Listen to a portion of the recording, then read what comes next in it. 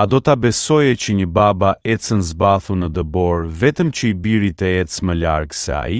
Ky është rrëfimi i Ilirit, një djalë i vogël nga një fshat shqiptar, në dimrin e acartë të viteve 80. Iliri çdo mëngjes shkonte në shkollë me këpucë të grisura, që ishin bërë të vogla. Gishtat i dilnin jashtë, por ai nuk ankohej kur. Do të vi babi nga qyteti dhe do ma sjell një palë të reja, thoshte me shpresë. Babai i tij punonte në minier në një qytet të largët. Çdo ditë hynte nën tokë me duart e çara dhe fytyrën e mbuluar nga pluhuri. Pagat ishin të pakta, por zemra e tij ishte e madhe. Kur mori rrogën, nuk bleu asgjë për vete, vetëm një palë këpucë të vogla për djalin e tij.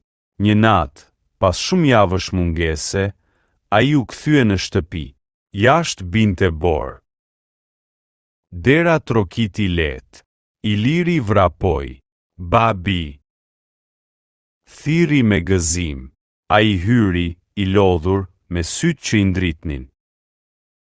Nga xhepi i gjaketës së vjetër nxori një palë këpucë. Ja, biri im, tha me zë të butë. Që të ecësh më larg se unë. Iliri qeshi dhe e përqafoi fort, por nuk e kuptoi pse babai s'kishte këpucë në këmbë.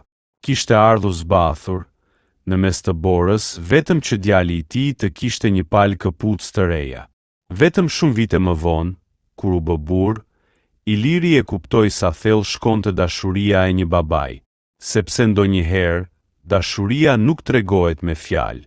Ajo është një palë këpucë që babai i solli zbathur në dëbor.